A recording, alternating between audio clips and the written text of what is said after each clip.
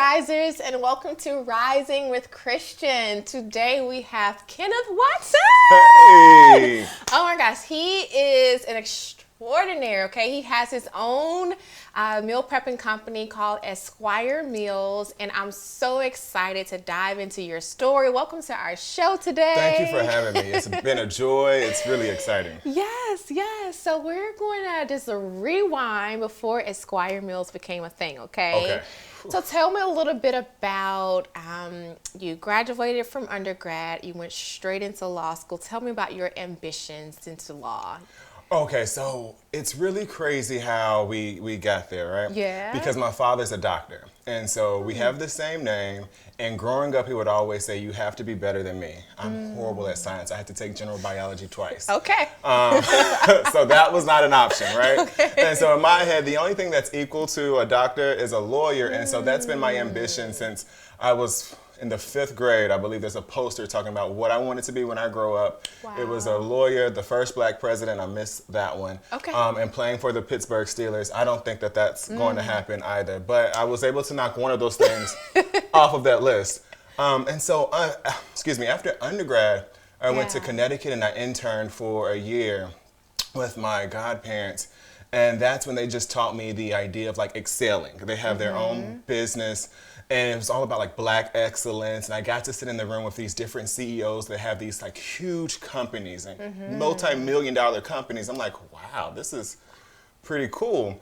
But I'm still going to go to law school because Connecticut is cold. And I said that that's what I'm going to do.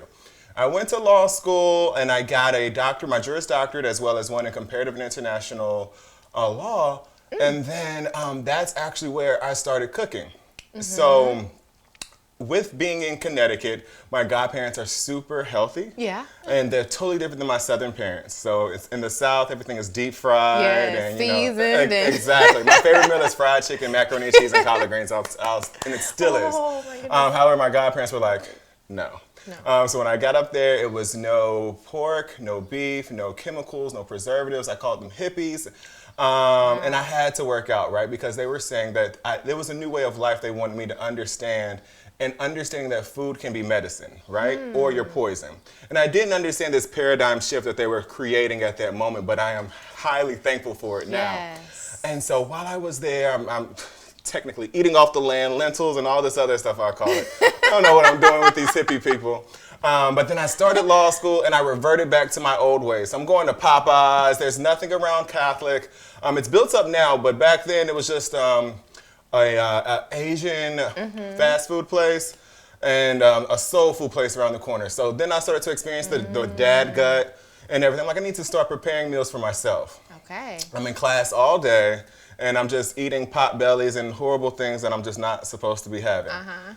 And so I started to prepare my meals, and then my colleagues in class would ask me to prepare meals for them as well. And so I'm like, okay, well, I'm going to the grocery store anyway. I'll prepare your meals. Then Instagram became hot and attractive. Wow. And I started posting. I had strangers coming up to the law school, picking up their meals from the library that I would be preparing. And so it just kind of took off from there. Whoa. Okay, this blew up real fast. So It did. It was creepy. We're going to stop right there. So before the people were popping up at the library, getting their meals, you thought the law was something you had to do. Yes. Right? It was the only thing that I saw in my trajectory. I said I was going to law school. This is what had to happen. I had a whole plan about how I was going to use my foreign language skills and this international law doctorate, make this thing go together. I focused on the Middle East. I was going to move to Dubai. Wow. Like, this was the plan. I was going to be amazing. However, I started doing that, and then it just really took off. People were excited, like, you really have a gift. And I remember people said, like, it's cooking. Like, It's just cooking. I'm in law school, okay? I'm going to be a lawyer. And I graduate, and I still continue to cook through studying for the bar. And it wasn't until after my first lawyer job, Right. I felt that I wasn't being developed in that firm. And I left there, and it was difficult for me to find a job for like a year because DC is saturated with attorneys. So if you're thinking you're going to come out of law school and get this like 6-figure job, and It doesn't happen that way. Reality set in very, very fast. But however, Esquire Meals was really the thing that kept me afloat because I was like, I don't want to go back to North Carolina. I would feel like a failure. Not that, North Carolina wasn't home and isn't great, but to me, I had went off to the big city of DC. I can't go back to North Carolina and be that person. And so I just started like trapping meals out of my house. I promise you, I had a 1-bedroom apartment and I had a table going across it. I'm having meals packaged, and it was me in there for like a year or two, just really making it happen. And the universe wanted me to sit still in that moment for some reason. Yeah, yeah. And I had to recognize that, and I didn't realize it until later on, that this was really creating something that would be sustainable for me later on, later on in life. So tell me the moment you realize. So you're in your dorm, right? You're originally starting to save money and to eat healthier. Then there comes this demand. What was going on in your head when your passion was starting to shift? I had a conversation with my mom. I was like, Mom, I hate law school. Wow. I think law school, no one enjoys law school. So if you ever ask a law student, like, how is it? They're going to say, oh, it's going great, it's fine. But deep down inside, they're like, I hate it there. It's a hazing process. You're reading endless hours.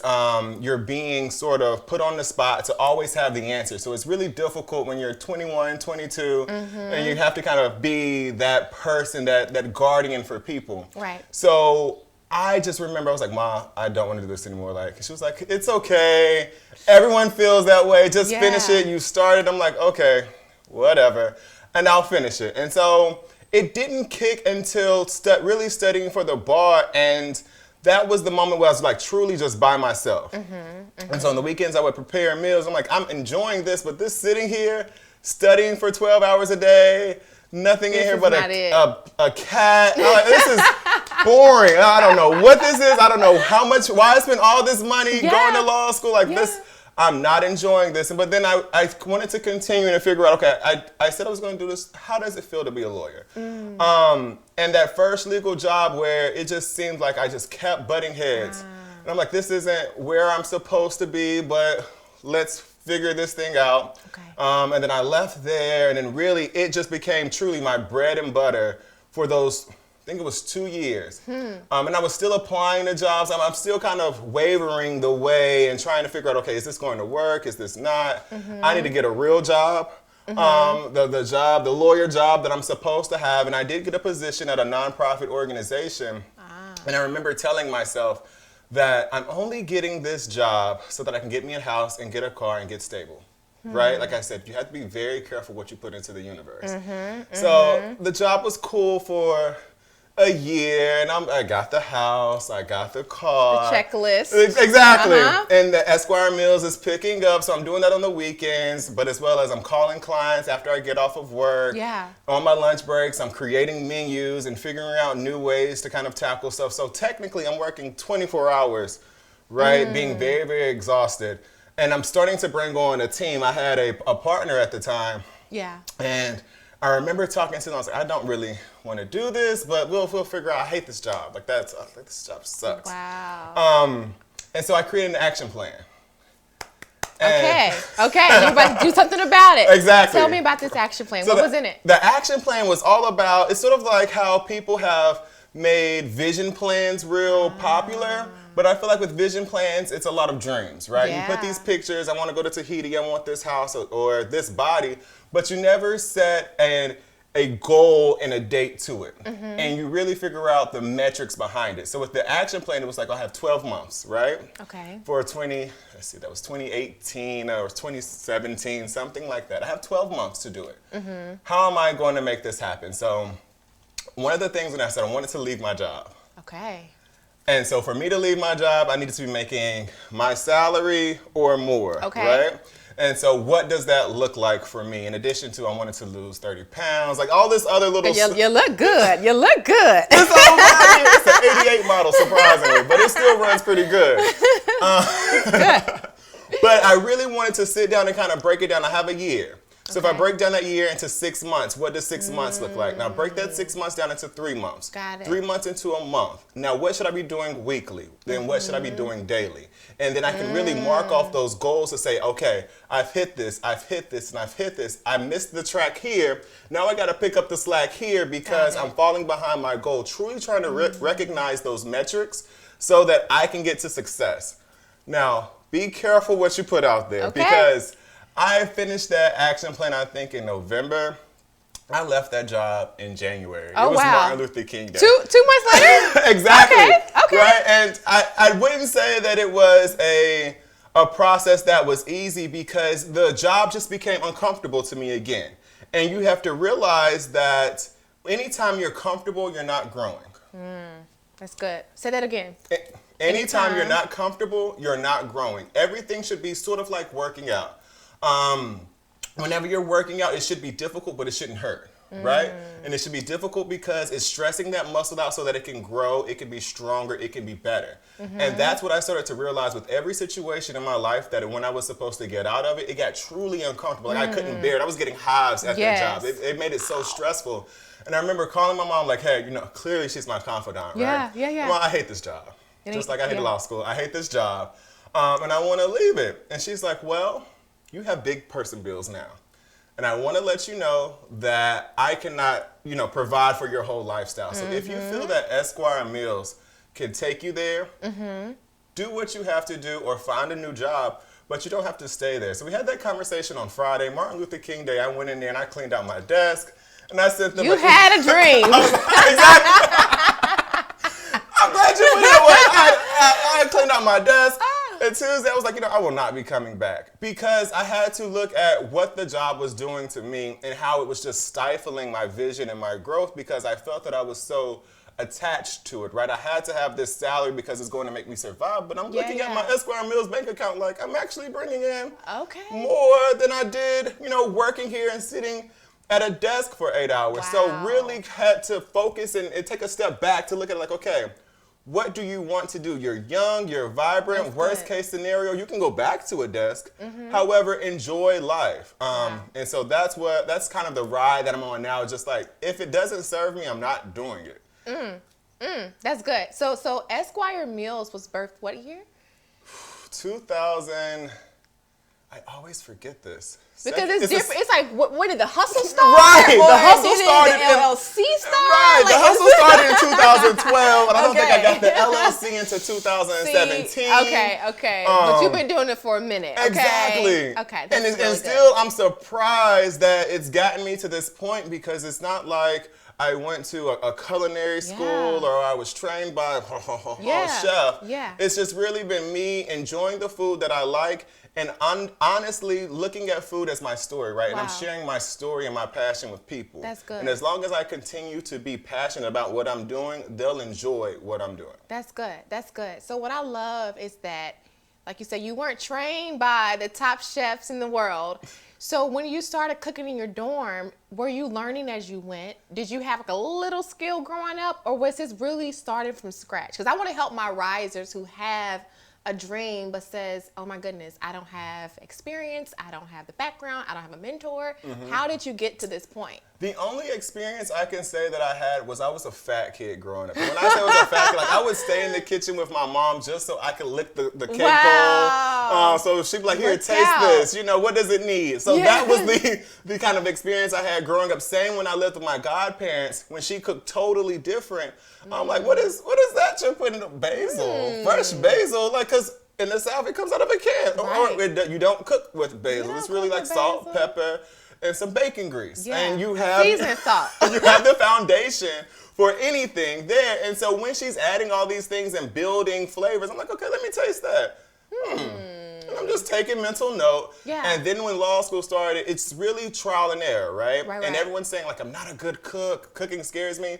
The worst case scenario is that it tastes horrible, you throw it away, and then you order something from Uber Eats. Wow. I like that! What else could happen to you, right? Like, if it's a disaster, you laugh about it, you're like, okay, I'm not going to try that again.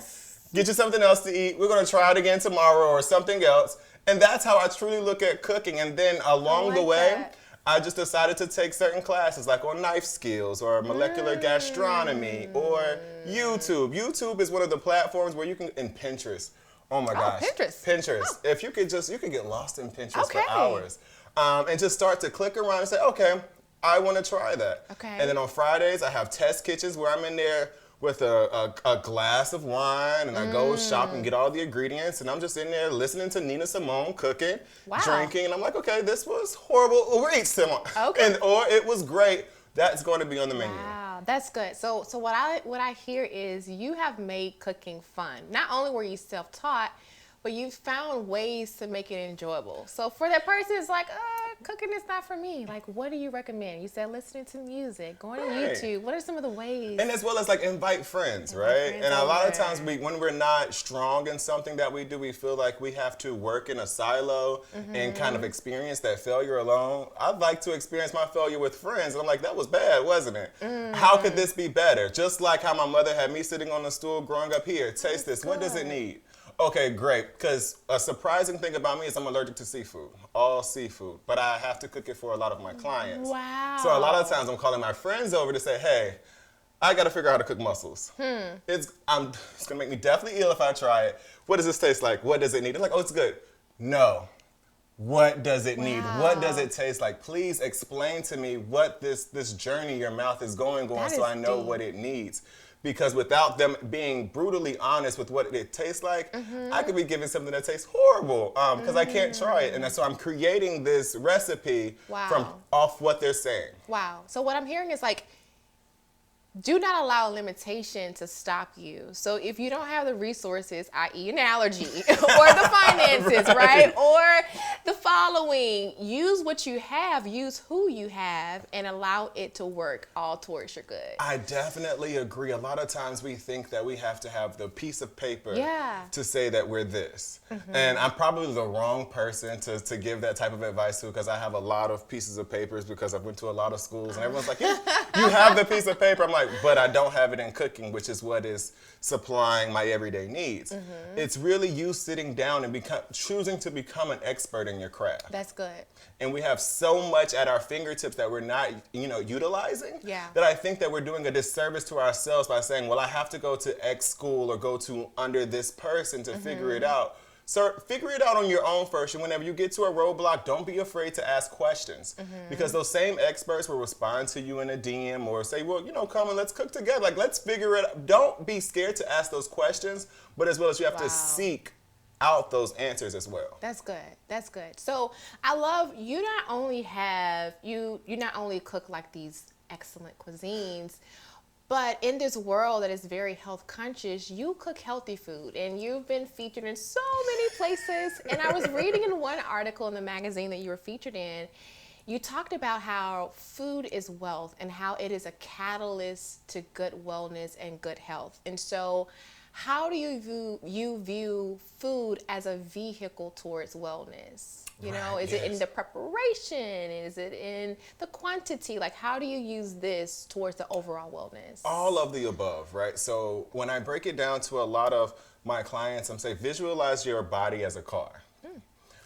Like the car that you really want, you're only going to get one of them. For me, it's a 1969 Oldsmobile 442 with a 350 engine. So I'm going to be very specific. I need to Google that. Okay. If you're going to ask what the car, that's the car I want. That's it. But when I get it, I'm going to make sure it has the top of the line fuel, right? Okay. The top of the line oil, because I may not be able to get this car again. Look at your body the same way. Think about the junk or the fuel that you're putting into it, and how are you supposed to expect it to run efficiently if you're not putting things in it that are great for it?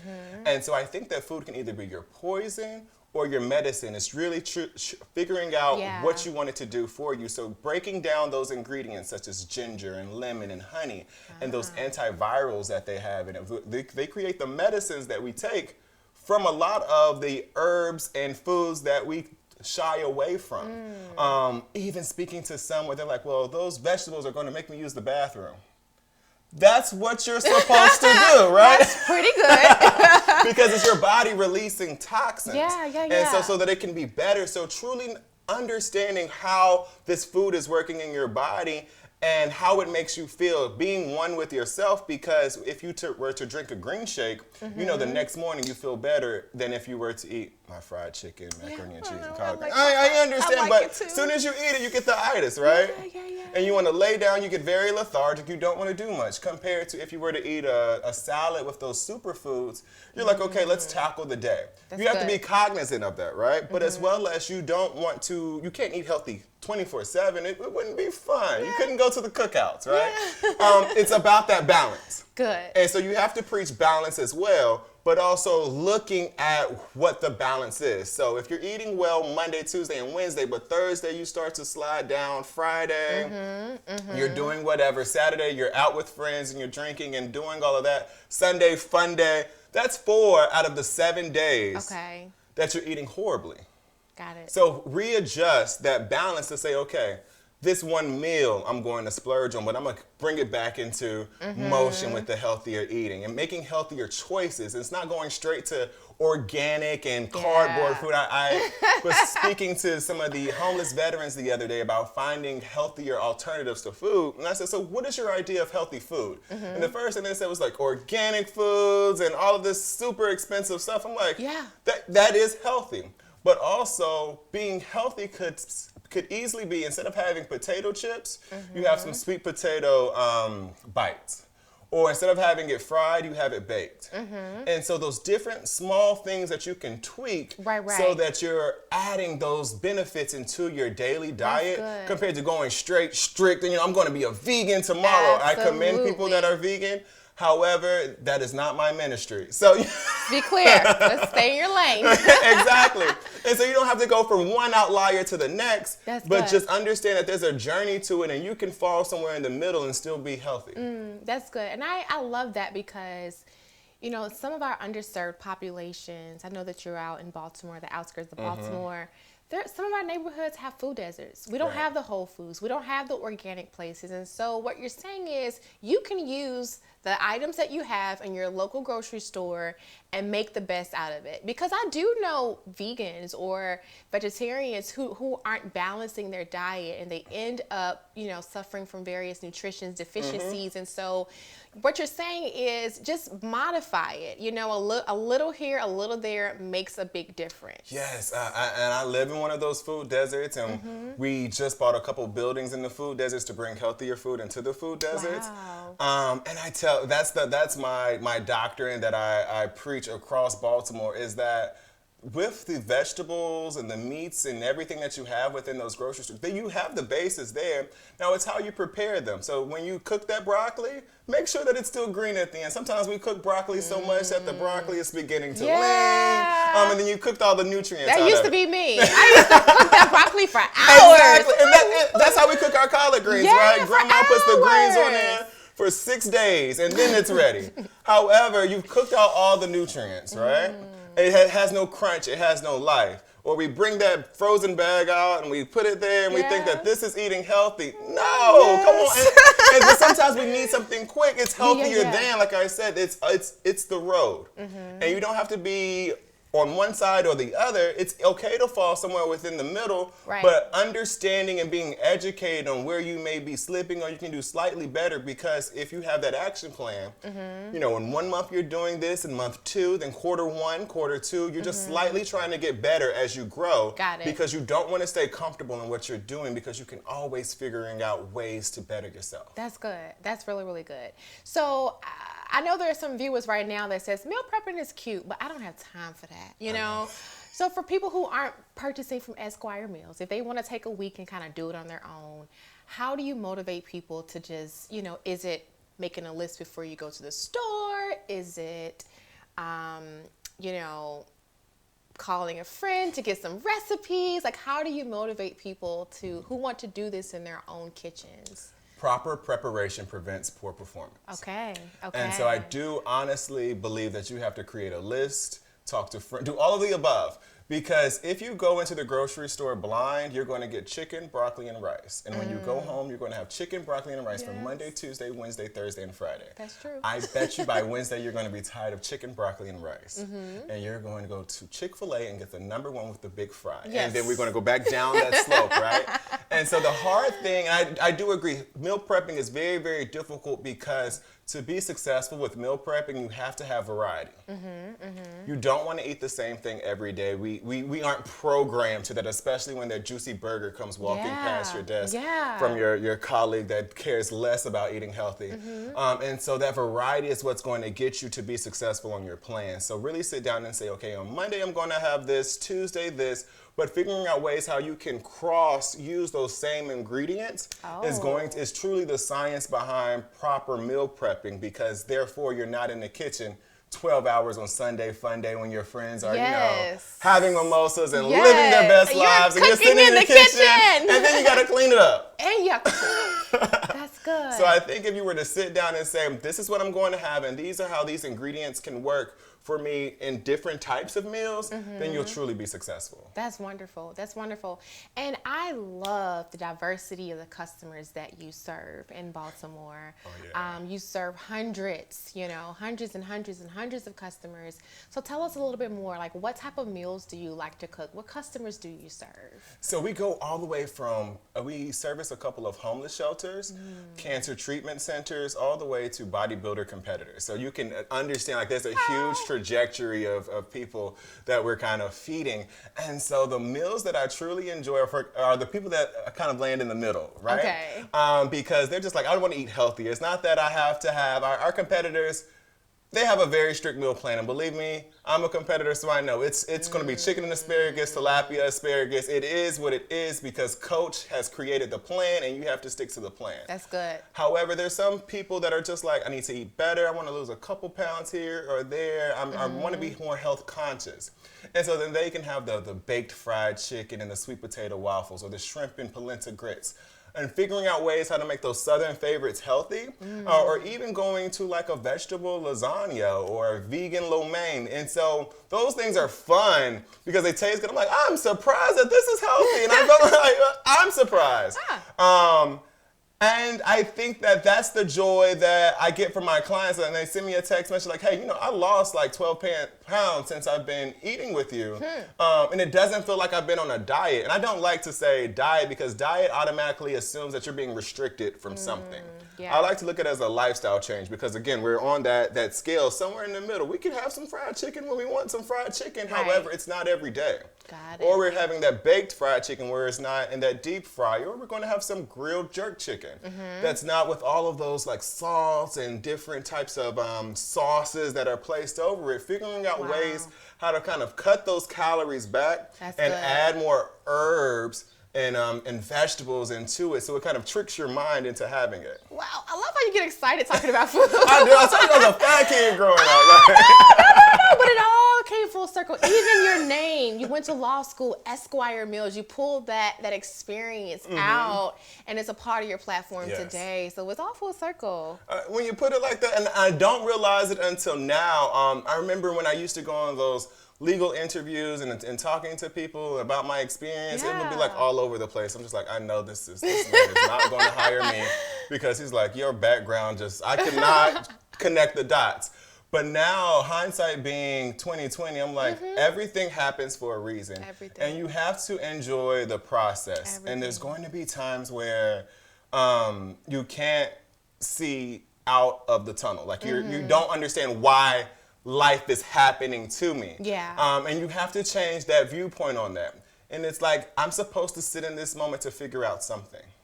Figure it out and get out of it and succeed. That's good. There's no choice but to succeed. That's good, because even you saying yes to your purpose, your stress levels probably went down. Not that your business doesn't bring stress, but you were happy, you were joyful, you were living out your purpose, your why, and you had to take a leap of faith to do that. And I did, and I will say that it was scary. I remember telling my friends that I just don't want to lose my house. I love my house. I love my house. I don't want to lose my house. Like, I can't lose it. And so when you sit back and you understand what's the worst case scenario and you visualize it, you will do everything in your power to make sure that does not happen. That's good. Good. So you had developed that hunger, and right? that ambition and that thirst. And that's what being an entrepreneur is that you're constantly hunting, right? And you have to get into this predator state that if I don't hunt, I don't eat. because it's not like I miss those checks on the 1st and the 15th. Yeah. If I'm not out working, then I can lose my house. So I constantly have to figure out ways how to evolve and to get better, because there's somebody out there that is, doing what you are doing. You just have to be the best out there that's doing it, and making sure that you're consistent in being the best. That's good. The best you that you can be. So Exactly. I love how your cooking has had like a holistic approach to your personal life. So you talk about eating healthy, you talk about losing weight, you talk about just the mindset that it gives you. So really, food is a vehicle towards holistic wellness, mind, body, and spirit. And that's what your business stands on, that platform. Exactly. Of holistic wellness. That's good. So tell me, we have some dishes here, guys, and we have some food here. I know. It just got Now you're real really about to see me good. lighten Oh my up. goodness. So here we have a display. So if you were to order from Esquire Meals, tell us, this is your bowl. Tell us the meals that you have. Sure. Okay, so what we brought here today, we have a jerk chicken pasta bowl. Oh, nice. I know, it's one of my favorites. It's with whole wheat pasta, boneless chicken, and kale. And so remember earlier I was telling you how you kind of sneak vegetables in there? This is where you don't have to feel, if you're not a vegetable person, Wow, this looks so good. it's incorporated into the meal. And so we do our menus. I'm sorry, I'm Vanna White. Exactly. You see the meals. Ta-da! So we separate our gorgeous. menu and we release it on Wednesdays, but it's separated proteins, veggies, carbs, and then one-hit wonders. One-hit wonders. So you can go through and truly customize your Esquire Meals experience. Our one-hit wonders they come together, so it's like a sweet potato and turkey chili. Where our vegan meals are one-hit wonders because we don't want any cross-contamination with un-vegan stuff. I don't know if Got that's it. a word, Yeah, but it's a word word. today. Okay, it's a word. It's a word. But these are some of the delicacies that you can find on a weekly basis. In addition, we have a pesto pizza on naan with chicken. Wow. I like chicken a lot. I love chicken. It's my favorite food. And these are beef meatballs with zucchini noodles. Okay. And so again, finding those ways to kind of cut out the things that aren't the best for you, but still not missing out on that flavor and that fun. So when that you're sitting at the water cooler with your colleagues on Monday, you're like, oh, well, I have a pizza on naan bread with pesto. I mean, it looks very fancy. Thank you. And the display is beautiful. Yes, so this is how, if I were to order from you, this is exactly how I'll get it. It'll be in the Tupperware. Exactly, it'll be in a microwave safe container. So the only thing that you have to do is heat it up. Oh, that's it? That's the only thing you have to do. I remember, so I live in Baltimore. I used to work in D.C. And so that commute on the MARC train is roughly 2 hours. And I tried the blue, even though I meal prepped, I want to try the Blue Apron, right? You have to try your competitors. And so the thing that I realized was hard for Blue Apron and me is that after that 2-hour commute, I would have to come home, I have to cook everything, clean the dishes, and then I only get one meal. Oh, yeah. And so I ate for dinner, I didn't have anything for lunch. And so I wanted to find the best solution for my clients to not have to worry about anything. And so that's why the only thing they have to do is take this, heat it up, or if it's a salad, keep it cold. You pop it open and you can eat it on the go. That is so amazing. So it's convenient, it's healthy, it's flavorful. And for that person that says, I don't have money to invest in this. We invest in so much in this world, right? We invest in things we don't even need. So how do you begin to switch that mindset to look at your wellness as an investment, a long-term investment? I would encourage them to do the numbers. 6 meals from Esquire Meals is roughly around $65. I've spent more than that on a date for 2 people. Actually for myself. But we're not talking about me. It's real. And so also your time is something that you can't get back. That's good. Time is an asset that, youth is wasted on the young, and we think that we have a lot of it, but when you want to be out and enjoying your life, the last thing you want to be doing is being stuck in the kitchen and having to prep your meals for the following week. We're in a very, fast society. Yes. We're social. So I want to allow you to be social. You don't even have to pick up your meals. We drop them off at your door if necessary. Wow. So we want No excuses. And there are no excuses. I want to make sure that you succeed, because when you succeed, I succeed.